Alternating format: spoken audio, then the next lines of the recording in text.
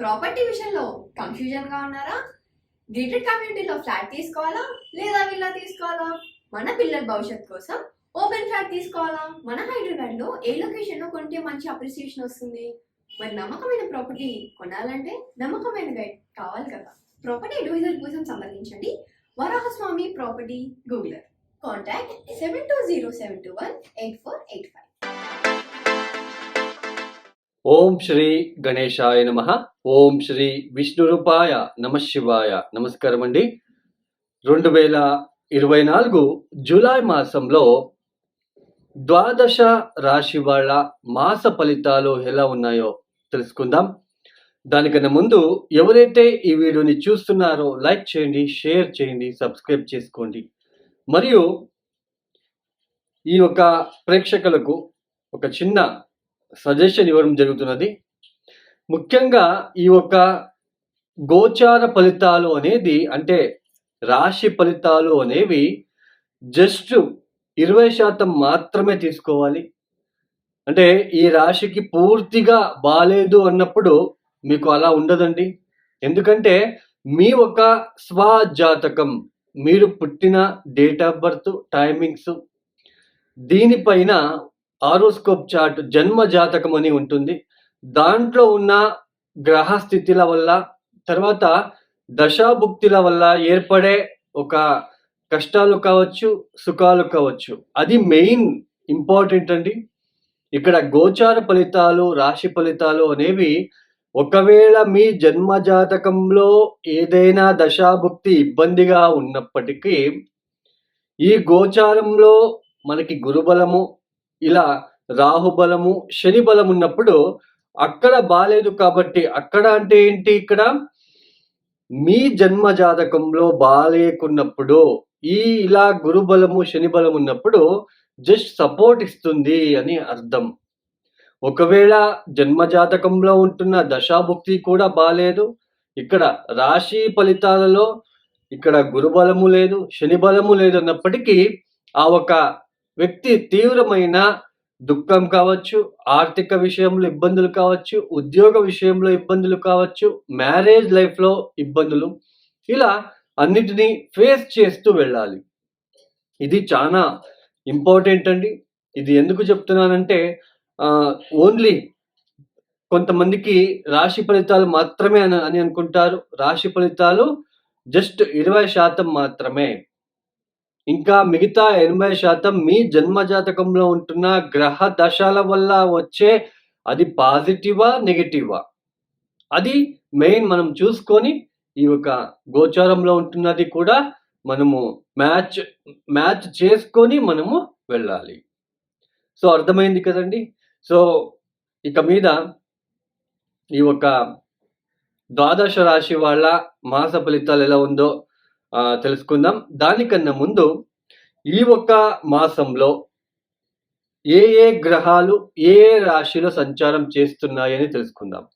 ముఖ్యంగా రాహు మీన రాశిలో సంచారం, కేతు కన్యా రాశిలో సంచారం, గురువు వృషభ రాశిలో సంచారం, తదుపరి శని భగవాన్ కుంభ రాశిలో సంచారం. అయితే ఈ మాసం నుంచి ఆయన వక్రించి సంచారాన్ని చేస్తున్నారు. వక్రగతి అంటే ఏం లేదండి, ఒక గ్రహం ముందుకు వెళ్తూ ఉంటుంది స్టడీ మోషన్లో. సడన్గా వక్రగతి అన్నప్పుడు ఆ ఒక గ్రహము ఒక సంచారం అనేది ముందుకు వెళ్లకుండా వెనక్కి తిరుగుతుంది. అంటే వెనక్కి చూపు. ఇప్పుడు ఒక మనిషి, ఇద్దరు మాట్లాడుతున్నారు అనుకోండి, పరస్పరంగా ఇద్దరు మాట్లాడుకుంటున్నారు. సడన్ గా ఒక వ్యక్తి వెనక్కి తిరిగి చూసినప్పుడు ఎలా ఉంటుందో అలా ఈ ఒక వక్రగతి అనేది వెనక ఉన్న రాశి ఫలితాలని మనం తీసుకోవాలి. సో శని వక్ర మార్గంలో సంచారాన్ని ప్రారంభం చేయబోతున్నారు. ముఖ్యంగా ఇక్కడ కుజుడు జూలై 12వ తేదీ వరకు మేషంలో సంచారం, తదుపరి వృషభ రాశిలో సంచారం చేయబోతున్నారు. సూర్యుడు జూలై 16వ తేదీ వరకు ఆయన మిథునంలో సంచారము, తదుపరి కర్కాటక రాశిలో సంచారము. శుక్రుడు జూలై 7వ తేదీ వరకు ఆయన మిథునంలో సంచారం, తదుపరి కర్కాటక రాశిలో సంచారము. ఇక్కడ శుక్రుడు జూలై 11వ తేదీ తర్వాత శుక్రుడు ఉదయిస్తున్నాడు అని అర్థం. ఇన్ని రోజులు మౌఢ్యమి జరిగింది. అంటే గత కాలంలో గురుమౌఢ్యమి జరిగి గురువు కూడా మనకి ఉదయించాడు. ఇక మీద శుక్రుడు ఉదయిస్తున్నాడని అర్థం. శుక్ర గురువుల యొక్క మనకి ప్లానెట్స్ చాలా ఇంపార్టెంట్ అండి. పెళ్లికి కావచ్చు, గృహ ప్రవేశానికి కావచ్చు, శుభ కార్యాలకి కావచ్చు, మరియు శుక్రుడు చాలా ప్రముఖమైన పాత్ర వహిస్తారు. సో ఇక మీద శుక్రమౌఢ్యం అనేది వెళ్తూ ఉంది. ఆయన ఉదయిస్తున్నారు. ఇక్కడ బుధుడు జూలై 18వ తేదీ వరకు ఆయన కర్కాటక రాశిలో సంచారం, తదుపరి సింహ రాశిలో సంచారం చేయబోతున్నారు. ఈ ఒక గ్రహ సంచార రీత్యా ద్వాదశ రాశి వాళ్ళకి ఒక్క రాశిని మనము చూసుకుంటూ వెళ్దాము.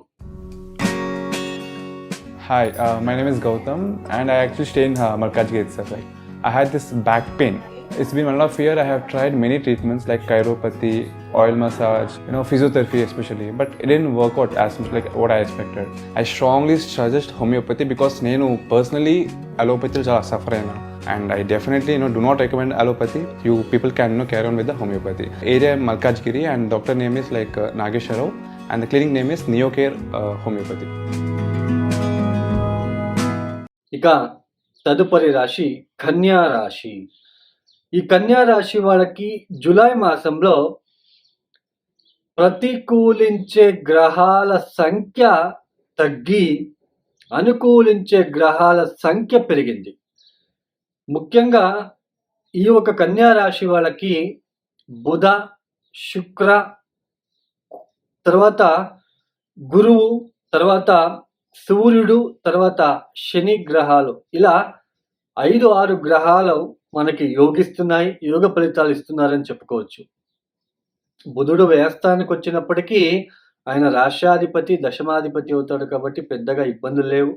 సూర్యుడు పైగా వ్యయాధిపతినే లాభస్థానంలో సంచారం. జూలై 16వ తేదీ తర్వాత పూర్తిగా సూర్యుడు అనుకూలిస్తున్నాడు. శుక్రుడు కూడా మనకి దశమంలో అనుకూలిస్తున్నాడు ఈ యొక్క కన్యా రాశి వాళ్ళకి. ముఖ్యంగా ఇక్కడ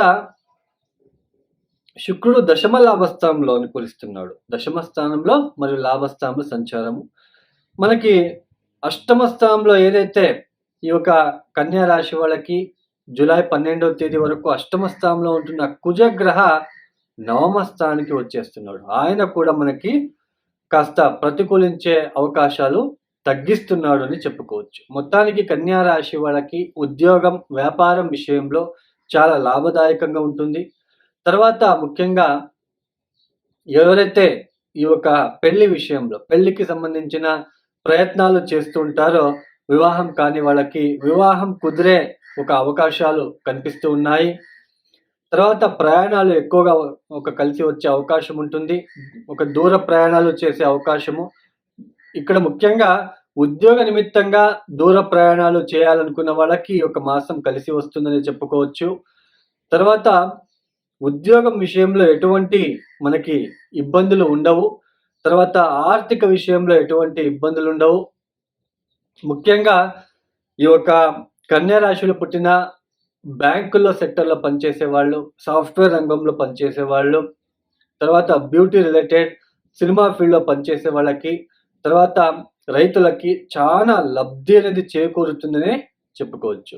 అయితే కన్యా రాశిలో వాళ్ళకి సప్తమంలో ఉంటున్న రాహు వలన, జన్మరాశిలో ఉంటున్న కేతు వలన కాస్త చిన్నపాటి భార్య భర్తల మధ్య చిన్నపాటి ఇబ్బందులు తప్ప మిగతావన్నీ కూడా వేరే విషయాల్లో ఎటువంటి ఇబ్బంది ఉండదు. భార్య భర్తల ఇబ్బందులు కూడా అక్కడికక్కడే సర్దుకుపోయే అవకాశాలే ఇక్కడ కనిపిస్తూ ఉంటుందనే చెప్పుకోవచ్చు. అయితే మీ యొక్క జన్మజాతకంలో గ్రహ దశాలు చూసుకోండి.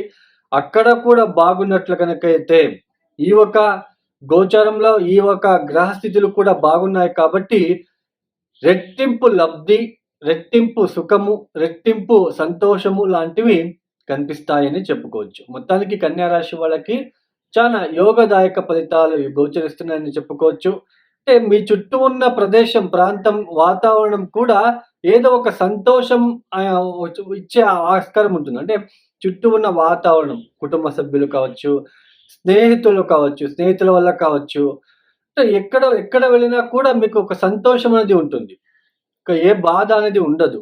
ఒక సంతోషంగా మీరు ఆ కాలాన్ని సద్వినియోగం చేసుకుంటూ వెళ్తారు. ఇలాంటి సిచ్యుయేషన్ కన్యా రాశి వాళ్ళకి చాలా అద్భుతమైన యోగదాయకమైన ఫలితాలు ఈ యొక్క మాసంలో కనిపిస్తున్నాయని చెప్పుకోవచ్చు. గత మాసంలో ఉంటున్న చిన్నపాటి ఇబ్బందులని తగ్గుముఖమయ్యి మీకు యోగదాయకమైన రోజులు అనేది కనిపిస్తాయని చెప్పుకోవచ్చు. ముఖ్యంగా కన్యా రాశి వాళ్ళు తప్పనిసరిగా విష్ణు సహస్రనామం వినడానికి ప్రయత్నం చేయండి. తర్వాత గణపతి ఆరాధన చేసుకోవడానికి ప్రయత్నం చేయండి. కేతువుకి సంబంధించిన ఉలువులు, తర్వాత రాహుకి సంబంధించిన నల్ల మినుములని నానబెట్టేసి ప్రతిరోజు ఒక 9 రోజులైనా ఆవులకి తినిపించే ప్రయత్నం చేయండి బెల్లంతో కలిపి.